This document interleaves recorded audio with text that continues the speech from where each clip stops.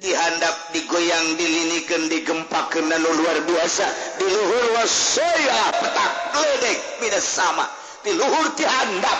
bayangkeun ku urang sing celegirna ti luhur sing burilakna ti luhur dihandap terus bahkan suara-suara gemuruh wah anu hese dicaritakeun anak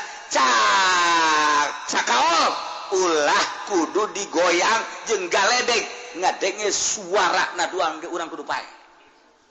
ku dahsyat-dahsyat ngadenge suara gemuruh na bae kudu pae jadi padange kapan aya suara heura eta teh kadenge gemuruhna suara teh kabeh ge kaget ieu teh aya suara naon di luhur lain di handap lain suara deuk aya tsunami kapan suara sarua bae teh suara kos gitu misteri teh suara kos Gunung Galunggung Tasikmalaya waktu kuda di Garut harita eta teh kapan cek urang Tasik na aya suara heula guru-guru dugan aya kaget kabehan ge orang Gunung Galunggung dibere suara heula nu mentak wali Allah mah dibere tanda-tanda lamun teh mah aya gunung kemudian hewan-hewanna tarurun teh eta teh berarti deuk disiksa urang kita hewan-hewan tarurun eta teh ngabejaan ka para wali Allah mah ku bahasa isyarat hewan anu pahameun wali Allah mah sarua jeung utusanana bahwa gerak keluar ti dieu lantaran dieu teh deuk disiksa mungkin orai mungkin binatang-binatang nu aya di leuweung atau di gunung keluar eta ngabejaan entak sing ade bisi dilemur Bismillahirrahmanirrahim. Bagaimana hukumnya bekerja atau memperkerjakan orang bekerja di pabrik yang memproduksi bulu mata palsu yang berbahan sintetis memproduksi nu diproduksina kudu dideuleu kamangpatanana aya eueuh jeung diparentahapan teu satungtung aya parentah jeung aya mangpaatna henteu masalah mun eueuh parentah jeung eueuh mangpaatna ulah seperti nyeun bulu mata tadi parentah ja sakitu kae sanunita teu nyeun bulu mata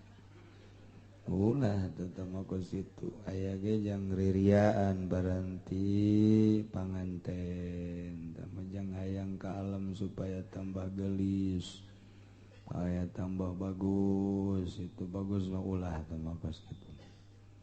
Kemudian bagaimana hukumnya apabila ikut asuransi teu meunang asuransi mah nya engke ka awak-awak diasuransikeun bakalna di akhir zaman ku ari kakarak datang ka sendok doang diasuransikeun jeung piring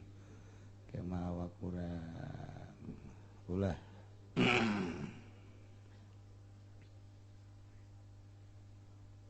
urang nuluikeun pembahasan masalah nu kurang keur dicaritakeun mengenai tentang ngabunuh nu di akhir zaman mah ngabunuh teh jadi pemandangan biasa. Masalahna teu pirangan saukur menta di pengkolan ojek menta 1.000 2.000 teu dibere nyawa melayang aya deui anu masalahna perebut sarwiti kos nu deui bae cewek perebut datang ka silih bunuh tama lalaki goblok nu kos kitu mah tolol awewe aya nu aya los aya neangan deui kitu bae teh lalaki hebat ngaran lalaki nu blon mah hiji anu perebut awewe datang ka silih bunuh ya Allah. Nomor kedua ya awewe geus teu kuateun imah tangga jeung salakina yang ditolak teu daek nolakna ieu bakal di akhirat nu berat jasa berat jazat mah lantaran boro-boro manusia manuknya di kurungan tebetahun mun kadeulina hayang indit manuk maning hiberkeun komo jelema atuh ieu mah tah ieu mah aing mah nolak ka sia moal aing mah ngabayuan moal sabisa-bisa sia wah iya lalaki nu kos kitu Ki Haji eta lolobana kos insyaallah mun hayang salamet geura petak-petakeun hirupkeun bareres ulah aya patulapatan berlanjut engke di akhirat sidang di akhirat mamarukan kumaha boro-boro eta deui urusanna gede urusan tolak sangkilang urusan ceuhil bae urang mentes ngariung kemudian aya nu nyelap nyokot di pagar batur eta ge bakal disidang sagede ceuhil kudu ka neraka masyaallah mantak sing harara de hak-hak adami urusan perbisnisan mah geus biasa silih bunuh terutama di politik mimiti dibunuh karakter dibunuh karir dibunuh jelemana di Indonesia korban pembunuhan politik ribuan moal eureun-eureun datang ka Iraha lantaran makin gede makin hayang jadi penguasa makin ganas terus we teu memberi saha bae pokona sikat habis di dunia mah beres bunuh anggeus secara kasat mata boh nu motifna paogah nu motifna cewek nu motif ekonomi motif perebut warisan nu motif politik di dunia mah tuh kadeuleuna geussan bae ke dirapihanana dihareupeun neraka jahanam diberesan deui di ditu di Mahkamah Agung lain mahfud engke nu jadi langsung ke di konstitusi Gusti Allah bener kadeuleu benerna salah kadeuleu salahna bakal ditembongkeun wa may ya'mal mithqala dzarratin khairan wa may ya'mal mithqala dzarratin syarran yarah bagus ka tembong bagusna goreng ka tembong bagoreng kuari mah tu aya nu sosorban bae saudeng-udeng bae bagus kadeuleuna orenganan atuh nu teu kanyahoan ku urang mah bobogohan teh mawa urang Lampung teh aya ustad nu bobogohan kan nih ditanya iya tuh cuma ya mau urusan pribadi cekeun teh urusan perusahaan sorangan atuh kudu usil-usil lah taman usil mah teu laku cek aja kos kitu pan urusanana Masya Allah di akhir zaman mah bobogohan teh babari melalui HP melalui geus boro-boro nu ngarorakeun aki-aki umur 70 tahun masih di HP-na aya I love you-an geus bau kuburan lain siap-siap boe masih keneng udah-udah kurang Subang bae Masya Allah ieu nya ku babarina informasi babarina gitu ayeuna mah aya informasi teh horenganan pohara jasa pembunuhan teh lantaran dina Al-Qur'an walil qisasi hayatu ya ulil lamun dijalankeun hukum kisos di sebuah negara bakal timbul hayatun kahirupan anu tentrem kahirupan anu jujur adil mahmur loh jinawi kulantaran tadi pelakukeun di negara ngabunuh paling tangkap asup penjara monon maling tangkap paling asup penjara eueuh kisos eueuh had akibatna jelema ketagihan deui jaing kamari ngabunuh teu nanaon jaing kamari maling teu nanaon nah maka teu aya hayatun teu aya kahirupan anu tenteu nu dipake adalah lain hukum nu boga dunia yakni Al-Quran tapi hukum buatan manusia nage kafir make ham bari ham nage teu dilakukeun secara keseluruhan masih klasifikasi nu leutikna ham nu gede mah teu penjahat di kelas papan atas geus lain hiji dua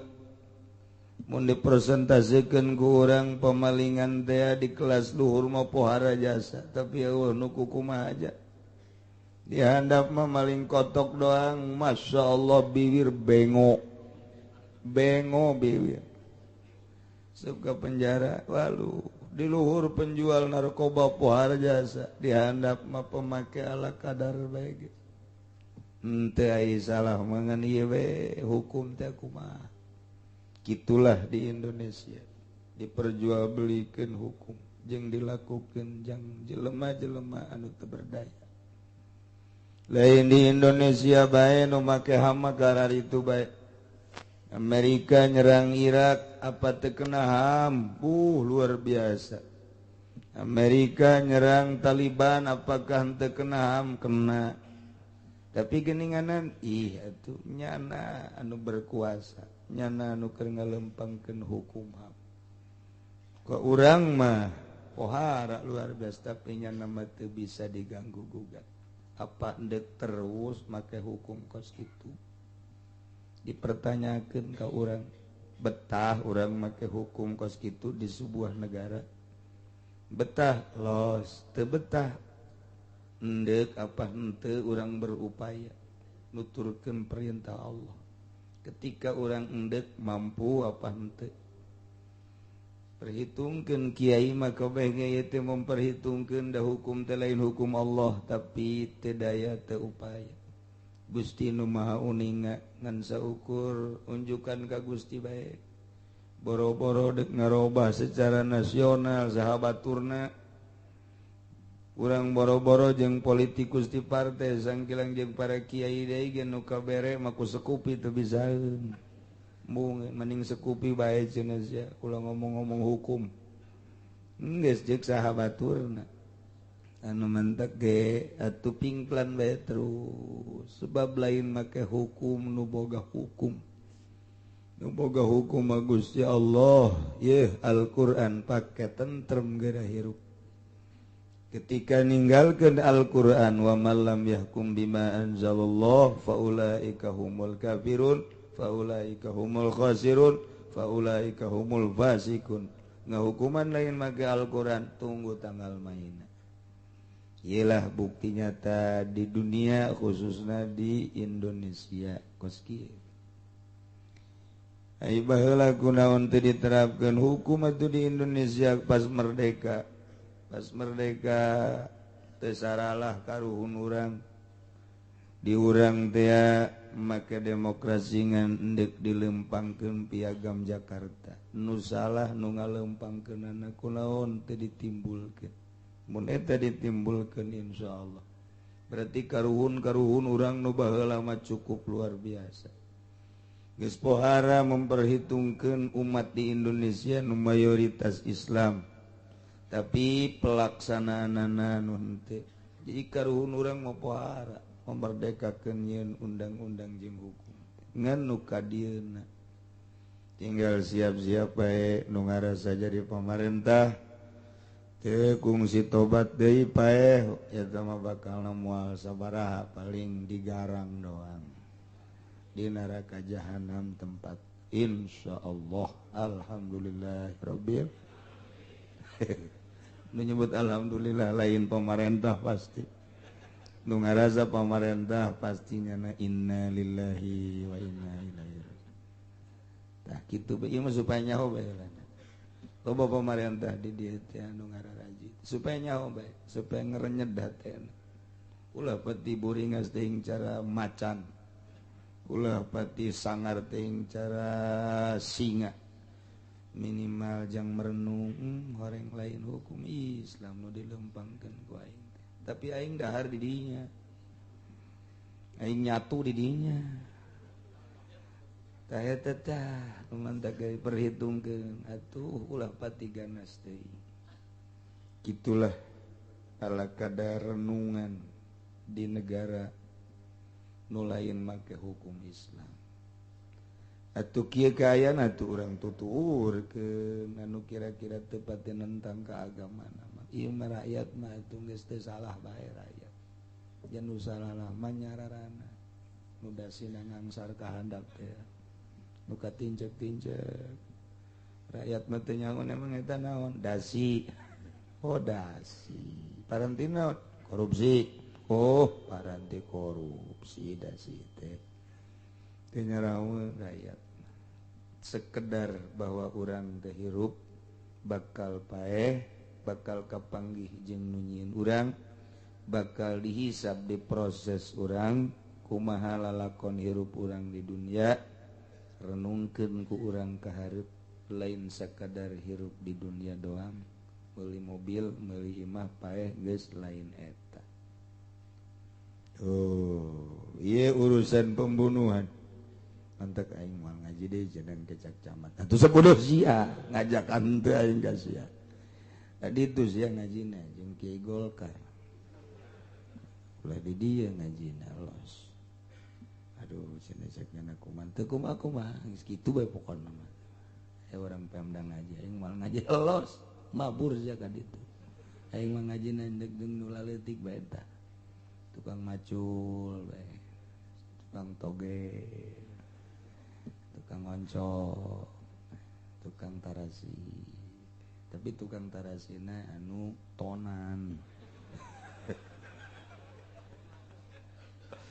nu ngirim di Cirebon ke Jakarta 5 kontainer gitu teh dagang tarasi ge mantep tuh mau ke situ ieu urang nu mantak ngaji teh supaya urang bisa ngaji diri lantaran urang salat ngaharep ka Allah wawarehan urang make hukum teh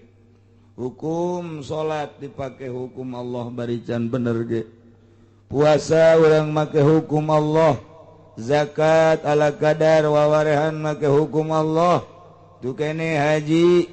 tapi nu nyalagunakeun hukum Allah na nu pohara luar biasa di lain sisi lain kasus nu dipake lain hukum Allah ieu nu teu kapake teh ku ari hukum kisos hukum had eueuh di negara urang nu make hukum padahal nas Al-Qur'an sakadar supaya nyaho bae ieu mah jang koleksi oh di Quran teh horeng kos kitu kadanan urang ku ngarang ngalaksanakeun mantak cek mahasiswa teu meunang dipake teh mah kitab kos kitu mah tinggalin zaman mahasiswana nu ngomong kitu di hareupan aing disoekeun sia ku aing diwir sia awas ya ku aing aing mah membela Al-Qur'an wani gelut ge asal nu leutik sia grembung ya Allah ya Rabbi urang ngadenge zaman ya zaman dedengean ti mimiti dedengean nu teu ngeunah datang ka nu ngeunah aya dedeleuan ti dedeleuan nu indah datang ka nu dedeleuan mengerikeun aya rasa ti mimiti nu ngeunah jasa datang ka nu pait jasa pakaian ti nu mahal jasa datang ka nu murah jasa aya kuari naon bae mobil tinu mahal jasa miliaran datang ka anu teu kudu make DP acan aya motor ti mimiti motor BMW Norton puluhan juta datang ka Scoopy aya Masya Allah ieu zaman pohara jasa urang mun ka kota nu pemandangan teh tak tinggal urang menyikapi na bae datang ka mana kesadaran urang datang ka mana katersepan urang terhadap dunia datang ke mana kesadaran urang ieu kembali ke urang masing-masing resep urang bakal ditembongkeun engke di akhirat resep ka dunia resep ka mobil resep ka sawah resep ka cewek resep wah geus sok wae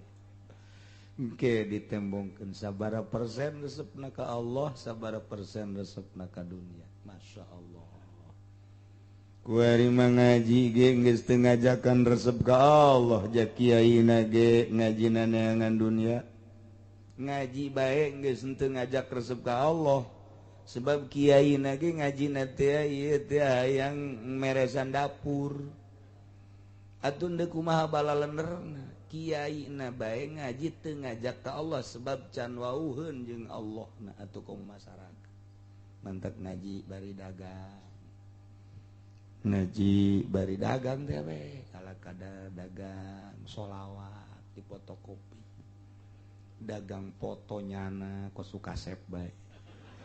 dagang macam-macam kalender ngaji bae sih ajakan ka Allah ulah jeung make nu kos kitu kos karari mantap ka dieu nu nitip loba jasa ti Sukabumi ti Cianjur Habib teu bisa wow sanajan Habib marahnya nake marah deui ini mah aing sia mabur sia ka ditu mun lain di mah aing moal marah imah aing ja sieun nya dikitukeun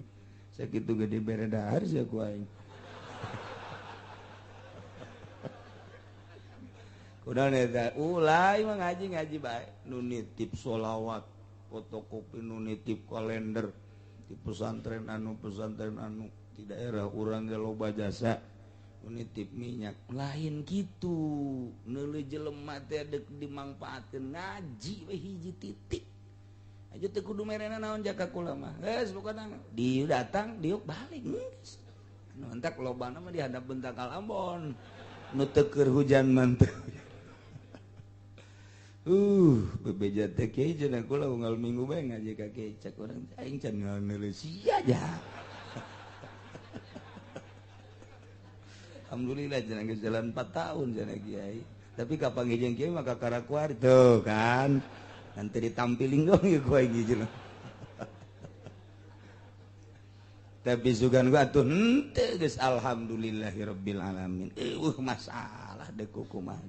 sugan ngaji ka dieu teu moal duit ditanyakeun atuh henteu nu moal duit jeung nu teu moal duit sakitu bae teu marere duit ulang geus teu kudu ngaji supaya nyaho ka hukum supaya bisa ibadah ka Gusti Allah Subhanahu wa taala sakitu bae geus ulah hese-hese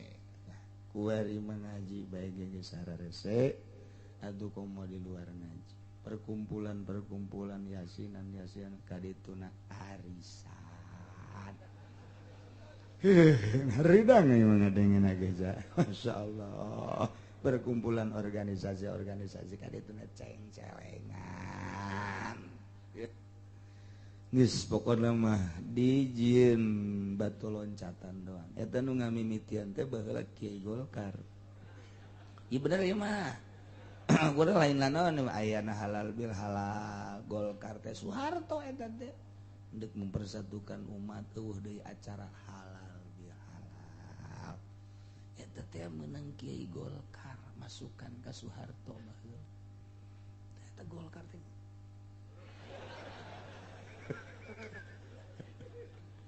masyaallah nu baraheula lain nu kuari lain mun baheula bae gos kitu atuh komo ngelanjutkeun lalakon kisah tentang kaum Samud anu dipimpin ku Kanjeng Nabi Shalih alaihi salam.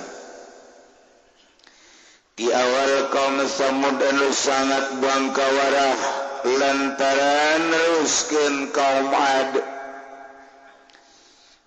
Gusti Allah diturunan Kanjeng Nabi Shaleh Alaihissalam kemudian masyarakat naya permintaan yang ngadatangkeun onta tina batu gede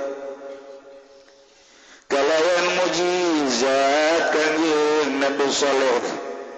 pamerti Gusti Allah eta onta kaluar tina batu tur langsung ngajurukeun anak nu anak teh kebal deui langsung gedena sarua jeung indung. Itu masyarakat awam nu barodo orang handap kalangan bawah malah langsung berduyun-duyun iman ka Kangjeng Nabi Shaleh nuturkeun aturan-aturanana hiji onta teh antepkeun ulah diganggu gugat fazar wa taqul fi adillahi wa la tamassu bisuin. Masyarakat awam anu bararodo kaum cacah mah dihandap teh arariman kapanasan kaum anu dileluhur pemimpin-pemimpin pemerintahan terutama di kalangan kerajaan ieu kunaon jelema ngagelok kasih Shaleh maka tuh nyana ngayakeun gerakan-gerakan anti Shaleh di mana-mana pamflet dipetakeun guari loba aturan-aturan anti Shaleh. Atuh aya nanti pamarentah kacau balau negara.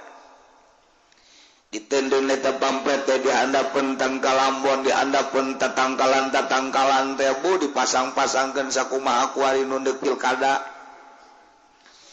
Jadi DPR lama di tanggal kayu teh kuntianak kuari mah gambar kiai tanggal kayu teh di tiang listrik gambar kiai geus puguh DPR nama jatah mah kuntianak lalakina ieu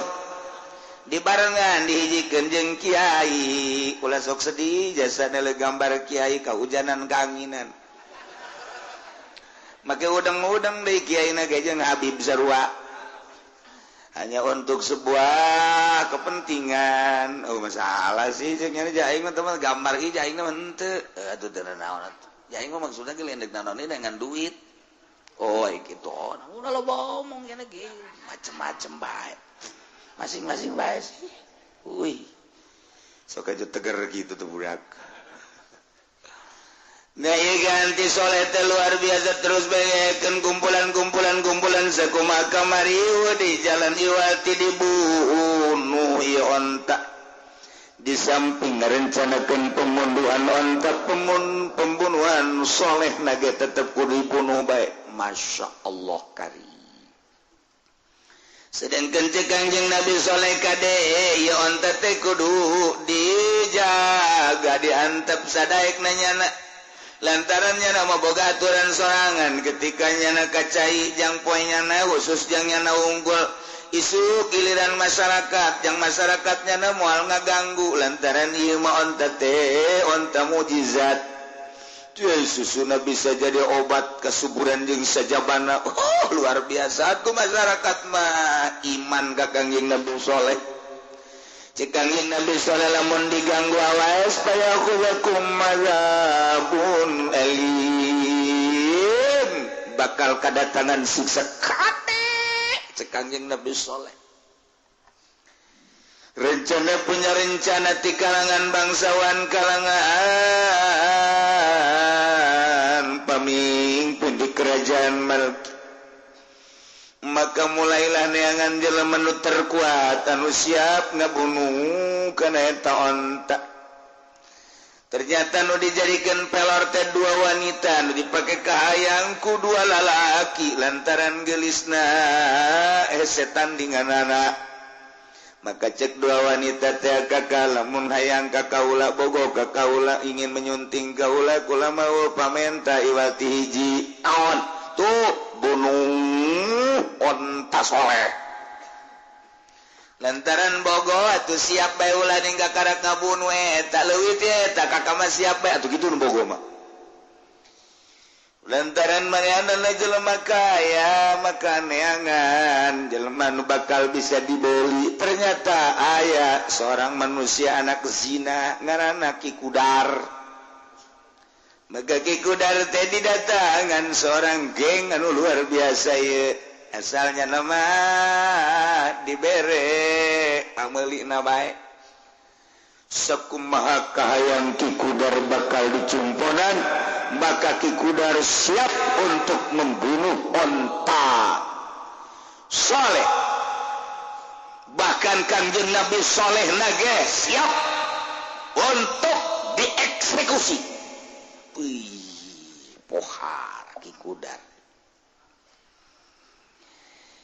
maka kaum Samud anu sepakat sameme ngayakeun pembunuhan onta teh ngayakeun undang-undang anti soleh bahkan sababaraha tokoh masyarakat anu iman ka Kangjeng Nabi soleh dipanggil dijeburkeun ka penjara digebuskeun ka penjara masyarakat teh diembargo ku pemerintahan sorangan roda perpolitikan jeung perekonomian teh hajat teh disalurkeun ka masyarakat ku sadome hasud lantaran Kangjeng Nabi saleh loba pengikutna maka masyarakat teu meunang migu jeung nuturkeun ka Kangjeng Nabi saleh perekonomian ku pemerintah sorangan dibatasi ditarangkepan jelema bahkan isu nu santer Nabi solehna akan dibunuh ya Allah akhirnya jadi akalun saya titila sekian puluh ribu ratus ribu masyarakat teh anu iman ka Kangjeng Nabi soleh lumayan tapi ente cara Kangjeng Nabi Daud teuing ente cara Kangjeng Nabi Hud teuing nu iman ka Kangjeng Nabi soleh aya 4.000 manusia deres mah deres ya deres tina sekian ratus ribu manusia nu iman ka Kangjeng Nabi soleh 4.000 manusia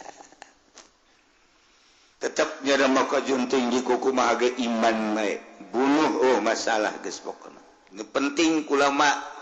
syahadat kula asyhadu an la ilaha illallah wa asyhadu anna shalihan rasulullah wah loba nu dibunuhan masyarakat jadi horeng tiba heula lalakon kos kitu kumpulan masyarakat untuk siap menyaksikan dibunuh onta Kangjeng Nabi soleh ku salah seorang manusia anu dibuli siap untuk membunuh onta tersebut ngaranna Ki Kudar udang kunyana onta sehingga saya udah dikupat kapit ku nyareta pedang kupat kapit langsung tublas kencing ku Ki Kudar baiklah onta anaknya dikejar tetapi anaknya dikejar lompat ka mana lompat ka gunung begitu lompat ka gunung lompat ka batu nu pertama teh batu nu pertama muka nyana asup ka jero sanggeus asup ka jero nutup deh asup ka jero eta anak onta teh asup ka batu nu pertama ngaluarkeun onta ialah nu bakal kaluar hewan ti batu eta di akhir zaman anu bakal nulisan manusia kafir mukmin dabah teh geus moal bisa dihelak deui ke di akhir zaman mimiti lafaz Al-Qur'anul Karim bakal ditayakeun ku Gusti Allah urang muka Quran kaget Quran ka mana hurufna dibukaan kurang teu aya neangan deui ka lamari buka deh teu aya kaget nanyakeun ka tatanggana nyokot Quran teu aya rome bakal eueuh ieu huruf Al-Qur'anul Karim tinggal aya jelema anu hafizul Quran eta jelema nu hafizul Quran teh ditita maca Quran urang ngadaengkeun nyana nu teu talar ngadaengkeun nyana cuman umurna sakedeung teu kebal mararaot anu talal Quran tinggal paling nu talar kulhu kayak gitu teh nu talar bangsa kula tu birbil falak binas anu bangsa lam yakunil teu katalar teh hese pabeulit Iqra lam yakunil hese eta mah pabeulit biasa sanajan ini tuh watini ge pabeulit watini wa zaituni wa turi sinina wa hadzal baladi amin laqad khalaqnal insana fi ahsani taqwim summa radadnahu asfala safilin illal ladzina amanu wa sholihati wa tawassaw bil haqqi wa tawassaw bis sabr ngacak teh budak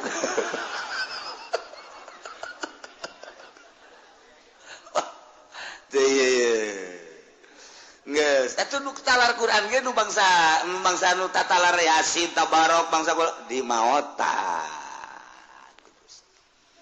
tinggal biucak-cak buricak tapi mah gancang caritana timbul dabah eta berarti ti Yordan ke muka deblek keluar dabah eta nah iyalah nyana bakalna dibere ku Gusti Allah patlot eta patlot nulisan jelema kafir mukmin kafir mukmin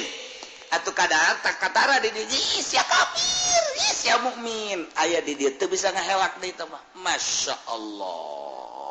kari ieu dabah nu eta masuk ka batu deui tinggal onta nu ieu anakna masuk ka batu onta nu ieu mah pae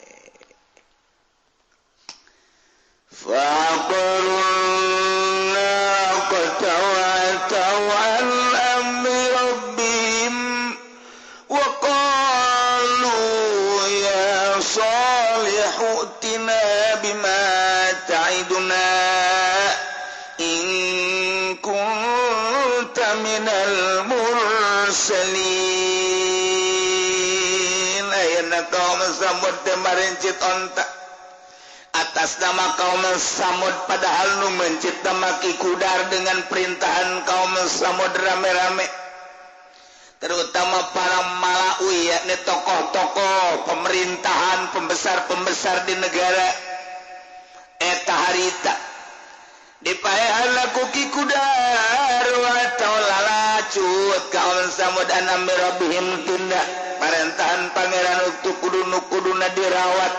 dimulai diamankan endahan dibuang kawarahna kaum Samud luar biasa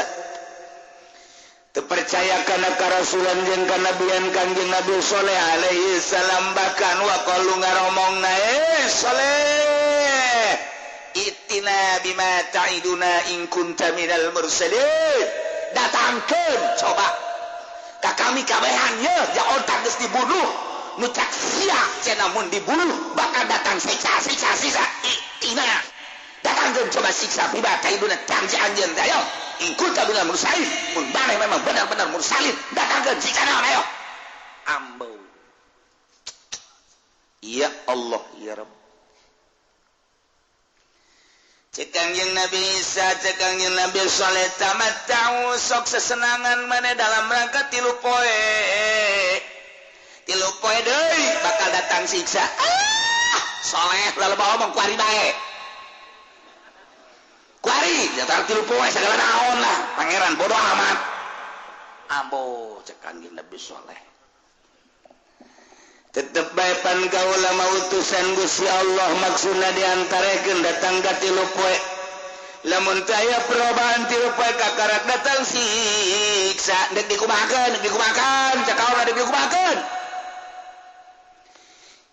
kieu cek Kanjeng Nabi Saleh dina tilu poe tengke urang deuleu perkembanganna isukan isfarat wujuhum bakal kararoneng wajah deleba isukan berubah wajah bakal koneng dina poean kadua imarat bakal beureum poean katilu fil yaumil salis iswadat hidung tah geus poean katilu hidung poean kaopat kakarak turun siksa delekeun ayo jangan ulah ngomong meleh ngadenge sia siksa coba isukan koneng teu beungeut kami Dina sajeroning nang tangan ka Kanjeng Nabi Saleh naku Gusti Allah titah kaluar ti nagara Yordan. Wahai Saleh, mane berangkat jeung pengikut mane aya sabaraha bae. Diperkirakeun aya 4.000 manusia loba harita sok berangkat keluar ti dinya. Dik disiksa cek Gusti Allah ku aing. Bakawarah ye manusia. Kamana abdi kudu berangkat Gusti Palestin. Jadi eureun di Palestin cicik lamun geus datang ke Ramlah Palestina maneh berangkat ke Suriah ka ditu amankeun lantaran anu bakal digoncang teh nu bakal disiksa lain eta bae sababaraha daerah berangkat gerak ke Palestina di Palestina sapoe dua poe berangkat ke Suriah. Kanjeng Nabi soleh langsung pidato para umat kaula nu aya di negara Yordan nu jelas di Petra di jeung di ditu di Madain Arab. Kaula hanya memberikan informasi bahwa siksa tilu poe kaharep bakal datang, maka kaula dek ngajak kanu iman ka kaula instruksi ti Gusti Allah urang teh kudu berangkat ka Palestina siap-siap kuari kere wah jelema nu iman bebeh nuturkeun Kangjeng Nabi soleh Yordan Palestina deket jasa urang lamun ningali ieu Yordan ieu Mesir ieu Palestina di dieu teh aya Qobah tilu negara urang kadeuleuh bisa urang aya di tungtung Yordan kadeuleuh Mesir kadeuleuh Palestina kadeuleuh lampu-lampuna katingali ieu Kanjeng Nabi soleh kita berangkat tadi dinya set ka dieu nyebrang ka Palestina daratan teu lautan daratan berangkat kabeh masyarakat Yordan le di kamarana le ngungsi emang aya naon bakal disiksa iraha opat poe kaharep isuk bakal koneng banget isuk kadua beureum katilu hideung osok macem-macem meleh tiba heula ge jana teh karar itu atuh beureum bae jadi berjamaah kabehan ieu mah bakal babe mah deuk disiksa leh sok lalamunan teh sok hantem-hanteman amat leh teh kami mah berserta anu iman ka kaula jeung ka Gusti Allah kami neuk berangkat aya sabodo atuh deuk berangkat mah kami nadahan di dieu siksa yang nyaho coba tapi lamun kami teu disiksa wah sia leh dibunuh we gimana bae ayana kami geus mempersiapkeun manusia-manusia anu bakal ngabunuh maneh ayo berangkat Kangjeng Nabi soleh ka Palestina lempang didinya ke Palestina teh jadi kesanajan deket ke pandari lempang mapan meureun 4.000 manusia anu iman matu lain setik waktu datang kaisukan bener masyarakat pipina beungeut na kararoneng kabeh silih tunjuk beungeut sia koneng sia ke koneng emang aing koneng koneng ngaca tuh itu koneng ieu karoneng kabeh bungut koneng tias kabeh ulah-ulah bener ya si soleh ya ekos kararieu mah omongan eceknya itu nepoean ka hiji koneng ieu bener ya sana para rias ge tapi jangan percayalah orang ulah wakalan ulah kepercaya kadenge kabar berita ka Kangjeng Nabi soleh bahwa beungeut umat nu aya di Petra teh kararoneng tuh berarti jadi siksa kajen ku kumaha Kangjeng Nabi soleh na kan geus indit jeung nu iman masyaallah poean kadua bareng kulit manusia silih tunjuk sia beureum bobeh rame di negara Petra teh rame harita teh ieu urang bareureum kieu teh pan meureunanan cek si soleh teh cenah bakal datang siksa mimiti karoneng ngaju bareureum ieu urang geus kieu kumaha apa iman bae kitu ka soleh aya penasehat hukum Yusril bereunda ulah waka iman atuh tunggu sapoe deui cek soleh teh sapoe deui ulah waka rajing atuh urang gengsi kudu iman mah tuh atuh gengsi ontak geus dibunuh ku urang solehna bakal dibunuh ku urang ada urusan siksa-siksa ieu tahan bae siksa naon sih coba jatuh urang lah sapira siksa meureunanan paling ge meureun datang batu kerikil-kerikil atau angin-angin atuh urang muntah yang bae sih penasehat hukumnya hebat jasa nu ngaulah-ulah karena iman bener Datuk iya bener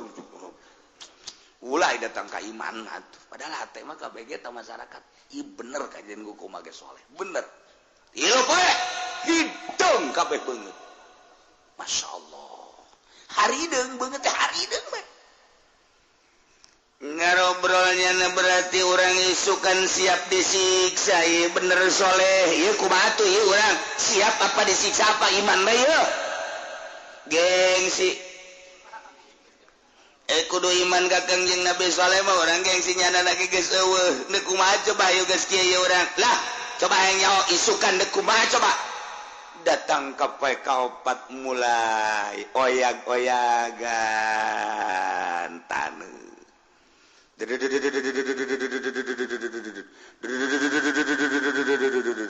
woi aya lininya bener lini urang ke mana ya tahan lini sakieu ieu di luhur galedeg wow tak gitu jeku bedug dah mah ge kos kitu mah kilat sing burinya jegar sing jalegar galedeg sing jalegar bayangkeun ku urang-urang kakarak aya galedeg hiji duh bae ge sakitu poharana budak leutik mah sawan budak gede ge hajuna ke pamajikanna tuh dipegat-pegatkeun tama sawan kadinya pelampiasanana sing burinya jadi di luhur teh kilat jeung galedeg dihandap digoyang-goyang ku Gusti Allah eta bumi teh ya Allah ya Rabbi jelema terus lompatan ka kaler ka kidul kawetan anu tabrakan nyana jeung nyana jeger ya manusia tidinya lah ku Allah digedog-gedog we terus kadieureunkeun kadigedog di luhur kilat jeung galedeg sing jeleger geus beol nu bisa kukumaha tuh terus diputar ku Gusti Allah langsung digedog terus bae digempakeun ku Gusti Allah das galedeg sing jeleger teh kuari mah jelema urip saurang-urang can kabeh ngusruh numan takfa'akhazat umur rajfatu fasbahu fi darihim jasimin maka Allah nyesat nyiksa ngeunaan ka kaum Samud pas patu gempa anu dahsyat zilzalatus syadidah lini anu luar biasa orang gempa kakarak 5 hektar 6 hektar 7 8 eta geus kieu kajadianana urang lamun nyaritakeun kamari gempa bumi anu aya di Padang datang ka kuari cenah kajeroanana 3 kilometer eta teh jelema setelah dikeker teh jelema aya di kedalaman 3 meter 30 kilo lamun 3 kilo berarti kan 3.000 meter sabaraha ribu manusia harita nu gempa di Padang urang lamun nyaritakeun berbagai gempa nu laletik mah Garut di ditu gempa keur kula di Garut teh tepan eta aya jalan kareta kitu tah ieu kan pegunungan di dieu tah gunung nu belah dieu teh kapan nimpa kareta lantaran gempa kan didinya didengkeun di dieu kapan loba manusia emang jelema didinya mah tilok saralat judi malulu Cina delongsorkeun ku Gusti Allah gunung ti luhur kana brek datang ka kuari kapan eta sabaraha ribu manusia teh diangkat anu di Sukabumi nu ku urang kadenge mantas tsunami Aceh harita digempakeun deui ku Gusti Allah lantaran jelemana tukang kredit malulukan didinya digempakeun ku Gusti Allah datang ka kuari teh diangkat sabaraha puluh manusia Tasikmalaya urang lamun nyaritakeun anu laletik mah anu gedene Padang sabaraha ribu manusia ieu gunung didinya dikadinyakeun ku Gusti Allah sedengkeun ieu kapan masyarakat didinya ribuan imah gunung nu ieu ka dieu tadina kapan digoyang-goyang heula urang nu mengaritakeun tentang di Padang sarua digoyang-goyang heula goyang Karawang mantep goyang gunung nah kunaon eta gunung gadarinya kabeh tadi beras bisa dibayangkeun ku urang Masya Allah karim ialah fa'akhazat umur rajfatu diabadikan di Al-Quranul Karim kejadian tentang kaum Kangjeng Nabi Shaleh ya kaum Samud urang bisa maca batin urang bisa nerawong komo lamun urang geus ka Yordan urang geus ningali ka Petra oh iyalah ditinggal kaum Kangjeng Nabi Samud mun urang ka Saudi Arabia kemudian berangkat menuju Syria belak ka kiri non gitu ka utara didinya ka Palayam Madain nah didinya ge sarua kayak gunung-gunung anu dipatri dipahat dijadikan bangunan-bangunan masih diabadikan datang ka kuari urang bisa maca mun urang ka Yordan atau urang ka Saudi Arabia bisa neuleuh pahatan-pahatan kaum Kangjeng Nabi Samud kaum Kangjeng Nabi Shaleh ya kaum Samud ialah Al-Qur'an fa akhadhathum ar-rajfatu fa asbahu fi darihim jathimin dihandap digoyang dilinikan digempakeun anu luar biasa di luhur wasaya petak gledek midas sama di luhur dihandap bayangkeun ku urang sing celegirna ti luhur sing burilakna ti luhur dihandap terus bahkan suara-suara gemuruh wah anu hese dicaritakeun anak cakaol ulah kudu digoyang jeung galedeg ngadenge suarana doang ge urang kudu pae dahsyat nggak ada suara gemuruh nabai kudu pae jadi padang kapan aya suara heura teh kadang gemuruh lah suara teh kabeh kaget ieu teh suara naon di luhur lain di handap lain suara deuk aya tsunami kapan suara sarua bae teh suara kos kitu misteri teh suara kos Gunung Galunggung Tasikmalaya waktu kuda di Garut harita eta teh kapan cak urang Tasik na aya suara heula guru-guru dugan aya kaget kabehan ge orang Gunung Galunggung dibere suara heula nu mentak wali Allah mah dibere tanda-tanda lamun teh mah aya gunung kemudian hewan-hewanna tarurun teh eta teh berarti deuk disiksa urang kita hewan-hewanna tarurun eta teh ngabejaan ka para wali Allah mah ku bahasa isyarat hewan anu pahameun wali Allah mah sarua jeung utusanana bahwa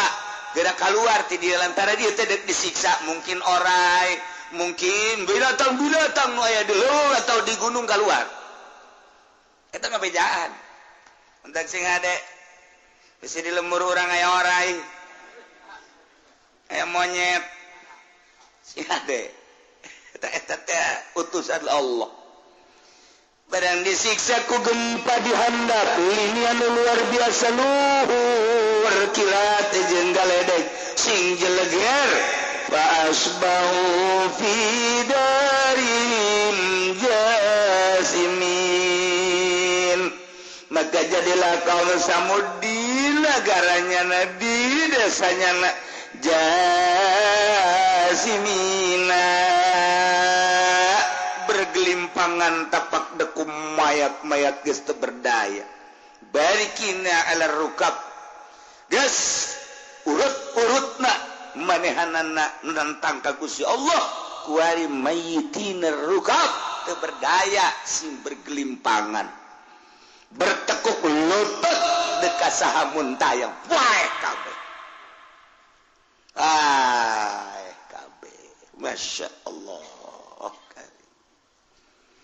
kos kitulah masyarakat jeung umat anu nentang kana mujizat tentang ka Kangjeng Nabi Shaleh khususna ku ari ge lamun urang nentang ka Kangjeng Nabi urang atuh moal teh ku Gusti Allah disiksa ngan disiksa na ku Gusti Allah cepolan-cepolan urang di Tasikmalaya Gunung Galunggung kemudian kamari tsunami Aceh di dieu ge Pangandaran ditangakeun deui tsunami kemudian atuh kuari di ditu di Padang gempa bumi Sukabumi Cianjur Garut terus loba-loba di Banten ge atuh aya setik ieu teh mere pepeling ka urang kades ya lamun teu nurut ka Al-Qur'anul Karim diludeskeun ku aing cek Gusti Allah untung masih kene aya jelema anu ibadah ka Gusti Allah ikhlas tanpa pamrih anu ti penting hudang mandi kacai tadarruk ka Gusti Allah aya keneh nu maca Quran tengah penting ngalengis ka Gusti Allah zikir ka Gusti Allah cacak geus nu kitu ningali kehidupan kuari Masya Allah dedengian urang di berbagai sektor korupsi, di berbagai daerah pemalingan-pemalingan, di berbagai penjuru pemabokan-pemabokan, di berbagai daerah perzinahan-perzinahan. Ieu kan ngaranna ngundang tsunami, ngundang siksa. Geus teu daek ngadenge ka ucapan kiai, teu ngadenge ka Al-Qur'anul Karim, di mana bae kuari mabok, zina, maling, korupsi. Pemalingan nu kamari mah urang ngadenge sakadar maring HP jeung sepeda ningkat kuari kana motor. Mending lamun jelema teh dibunuh deui silih bunuh kuari mah pamalinganana gara-gara dibeulem. Kemudian kuari mah nu malingna atuh geus dibunuh deui bae. Aju kuari ka mobil deus, mobil anu jarore mah. Mobil bagus dipaling kene bae termasuk angkot ge dipaling bae kunyana. Angkot dipaling, truk dipaling. Ieu mah kuari mah jadi pamalingan kabehan. Urang ada yang nu maling ngeri kuari mah kaluar ti peuting sorangan geus teu wani lantaran berhadapan jeung pamalingan pestol pan kuat. Ieu jadi negara naon di urang teh? Masyaallah karim. Lamun jana ngomong, "Hei, sia kunaon maling bae?" Ulah loba ngomong. Ya, urang mah maling sakieu. Teu di luhur miliaran. Oke nyawa sakjana teh. Aing mah maling motor ge udak-udak aing nyana. Ngaling urang teh diku kumahakeun? Saha? Si eta. Coba ngomongkeun si eta saha? Bejakeun lah kono eta. Eta jeung beregan pamalingan gawe. Ya Allah ya Rabbi. Ya fasbahu fi darihim jasimi. Kuari manggeus ambalayah bangke-bangke berserakan puluhan ribu ratusan ribu. Kanjeng Nabi Soleh lagi saya di Palestina kemudian berangkat ke Suriah. Idina ku Gusti Allah kita berangkat dari ka Yordan kita ningali kayaan umatna. Jeung kita cara ricing deui eta mah sakadar menghindar tina siksa doang. Maka Kanjeng Nabi Soleh teh ceramah deui wahai dulur kabehan bahwa urang teh instruksi Gusti Allah kita balik deui ka ditu ka Yordan kita cicing di Yordan bae tetep berangkat deui ti Palestina gitu nanti Suriah ka Palestina datang deui ka Yordan deket sih kan deket-deket ya antar negara kuari baheula ngahiji kan baheula makan Yordan Mesir ngahiji ngan sakadar aya Palestina doang Palestina Mesir tah eta aya Israel Mesir itu mah negara kuno tempel anu kuari mata bangsa Dubai Abu Dhabi kemudian Yordan eta mah negara anyar sagara Kuwait eta mah anyar pemisahan nah urang ieu mah jadi ke negara anyar baheula mah hiji bae tot Mesir lah itu Israel Suriah Sam baheula eta mah negara kuno tah zaman Kangjeng Nabi Ibrahim Sam Syria. Nah, Kangjeng Nabi Soleh balik deui.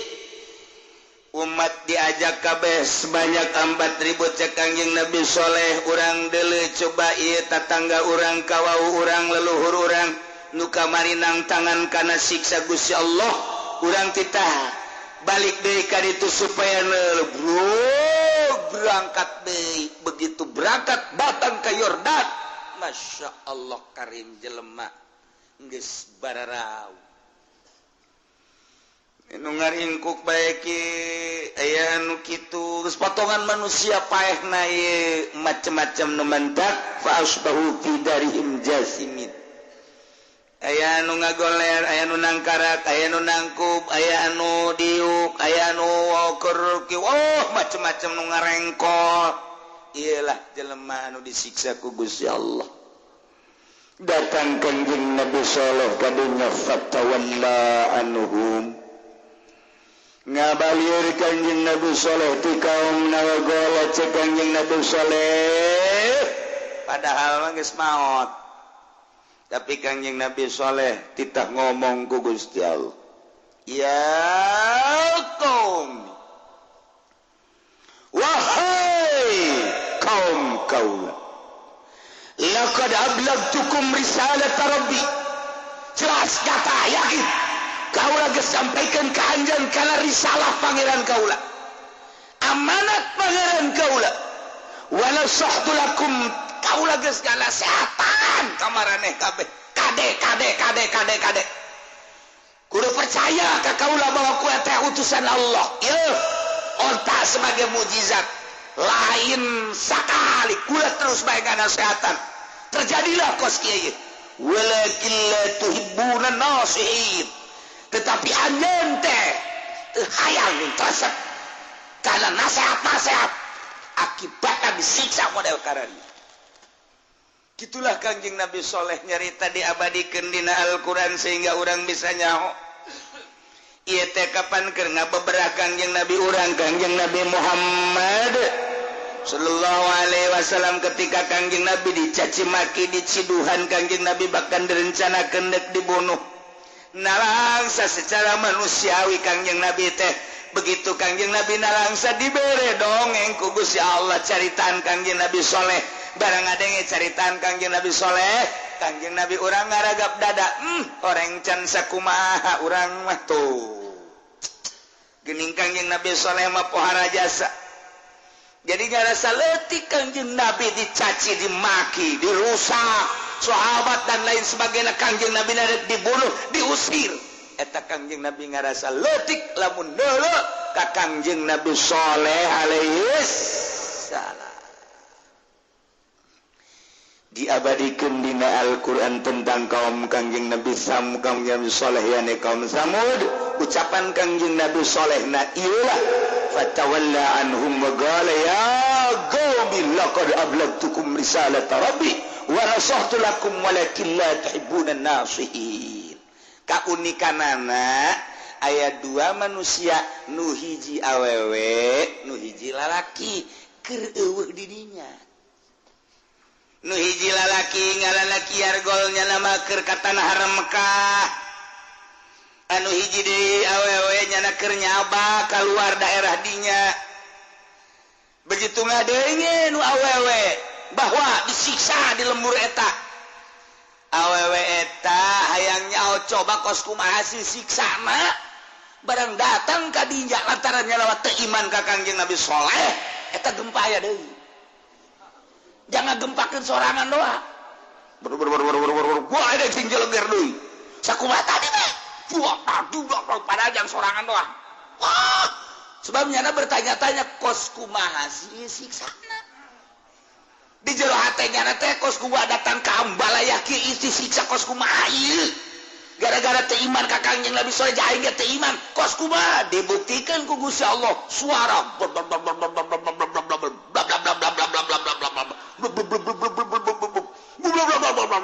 wah si jeleger tubang wah goyang di handap berapa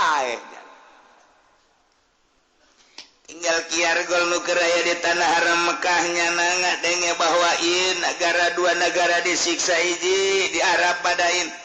nomor kedua padain Soleh nomor kedua di Yordania nyana hayang gegeraan bae balik ka ditu hayang neuleu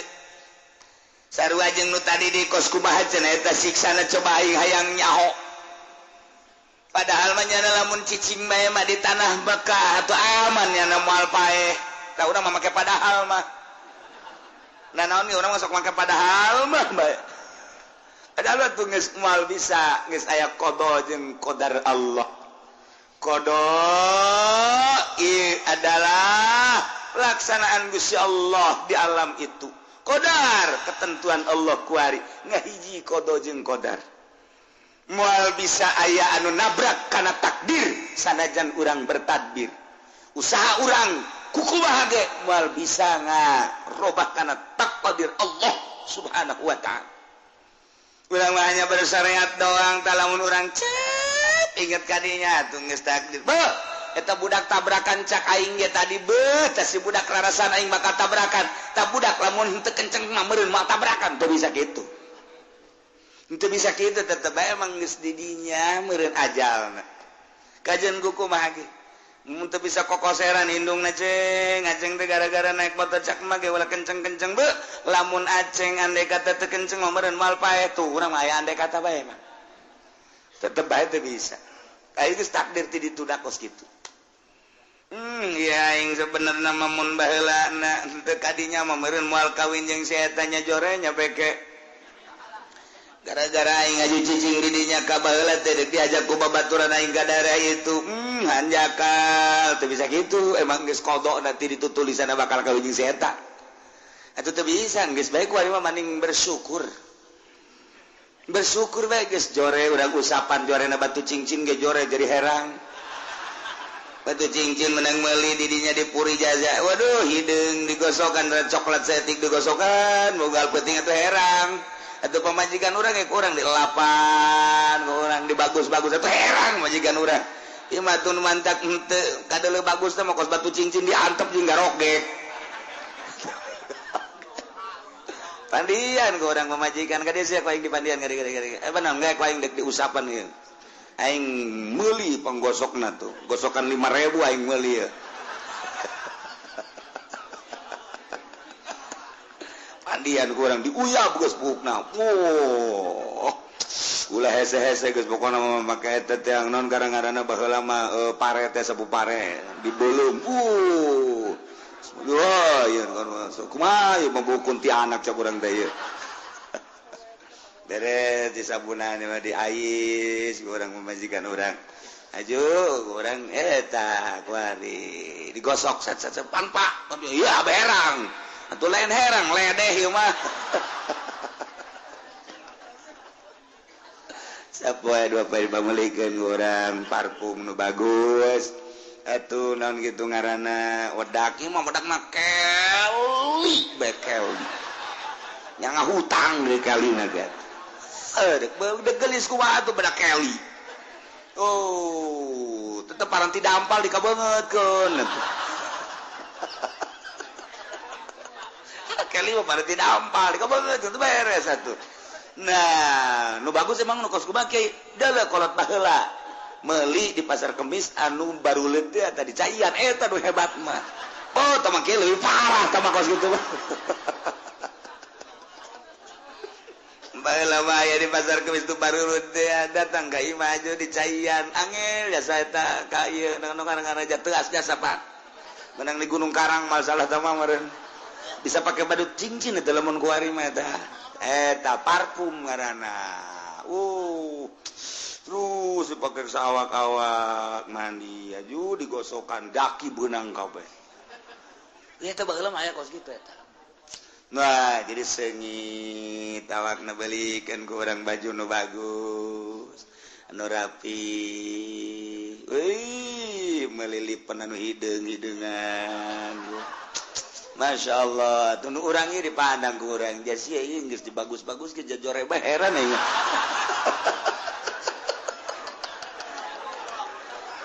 tidak krobas ya ngan rada deres bae ku rada aya luis ya ieu bae digosokan ge rada aya luis jadi maksudna aing mama wasiatnya teu disaha-saha kan eta mah kamari ieu mah mun ku aing dibawakeun kondangan aing babaturan aing ngomong eta saha disaha deui atuh pamajikan sugan teh pembantu tah aing ngadenge kos kitu tah ih saya rada luis ku ari mah tetep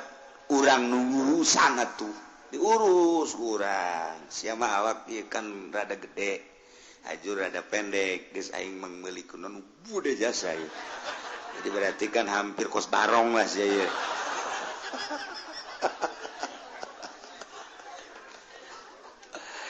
Masya Allah Karim nailah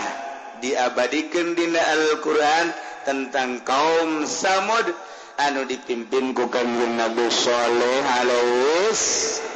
nusa urang deui nu aya di tanah haram kiargol ngaranna lantaran ngadenge bahwa nagarana disiksa nyana datang bener kabeh pemajikan anak tetangga geus darku nyana ngacerit anu luar biasa bertanya-tanya saruanya naga ieu si kumaha siksaanana datang ka pararae kabeh datang ke bangunan-bangunan ngan sakadar bangunan gunung bae anu henteu dirobah jang diabadikeun ku Gusti Allah adapun nu lain-lain mah nu di dataran rata anu di macam-macam beak bae geus kabeh teh mah ku gempa nyana bertanya-tanya dahsyat amat kos kumaha siksana sih ya mulai wah naon ieu cek nya ieu mulai goyang-goyang ih kieu mun si goyang kieu naon ieu meureun nya siksana ieu kos kieu meureun kos ieu teh sabaraha di luhur mulai kilat mulai wah gua ledek sing culegan jang maehan sorangan doang lantaran bertanya-tanya kos kumaha siksana sih maka ku Gusti Allah dibuktikan disiksa deui model kos kitu mendekan jeung Nabi kitu berangkat jeung para sahabat ti Wadil Qura terus melalui Madain Soleh Kangjeng Nabi memehna dongeng ta ieu teh kaum-kaum Kangjeng Nabi Soleh nu baheula disiksa ieu teh Saudi Arabia ieu Madinah terus ke belah ditu ka Kaler ti Kaler tidinya teh aya Wadil Qura ti Wadil Qura nanti kita belok ka kiri tidinya aya pegunungan ngaranna eta pegunungan teh pegunungan Madain Soleh Kangjeng Nabi nyaritakeun ieu ti Wadil Qura tatang ka ditu hade urang ulah aya anu lalagaan hiji nomor kedua ulah aya nu aplen-aplen kudu dicepetkeun sebab ieu daerah siksa baheulana mulai cek Kangjeng Nabi berangkat dicepetkeun kuda ge dicepetkeun teu meunang aya nu aplen dinya sebab ieu daerah siksa Allah baheula ulah sok nanyakeun kos kumaha siksa cek Kangjeng Nabi lamun nanyakeun siksa kos kumaha awas wow datang ka nyebrang ka arah Kangjeng Nabi stop anda pentanggal kormat etalah gunung-gunung nu tadi kurang kaliwatan di belah dia ti Wadil Qura tadi etalah kaum Kangjeng Nabi Soleh kaum Samud nu disiksa sahabat ngap-ngapan aduh cek jana hadena cenah urang ieu henteu aplen dia mun didinya aplen bakal disiksa deui bae mentek ulah urang ka gunung galunggung kos kumaha siksana Gus sia kena siksa ka jeung kumaha didinya ulah urang ka ditu lelempangan ka mana misalna ka Aceh rek tsunami di ditu ulah ngayalkeun kumaha si tsunami datang sia kena tsunami sorangan sia ka jeung kumaha gampang bae Allah mandek nyeun tsunami sanunya susu awewe digudekeun aju keluar cai mah wah disemprotkeun paeh kena tsunami nya nang Allah babah kawasa nyeun tsunami tina susu ya Allah ya Rabbi selesai Gusti Allah ngabebrah Kangjeng Nabi melalui dongeng kaum Samud dipimpin ku Kangjeng Nabi Soleh alaihi salam bakal dilanjut ke masih keneh dongeng Kangjeng Nabi Lut alaihi salam Yordania di dia Palestina tah di dia di tengah-tengah antara Yordan jeung Palestina ilah kaum Kangjeng Nabi Lut jadi masih kene Yordan kene ngan jauh hari nu tadi mah Petra kebelah ditu wetan hari ieu mah di dieu nah keh urang bakal nganyahokeun tentang sifat-sifat jeung tingkah kaum Kangjeng Nabi Lut alaihi salam jeung bakal dikumahakeun ke kaum Kangjeng Nabi Lut ke urang lanjutkeun minggu hareup wallahu a'lam.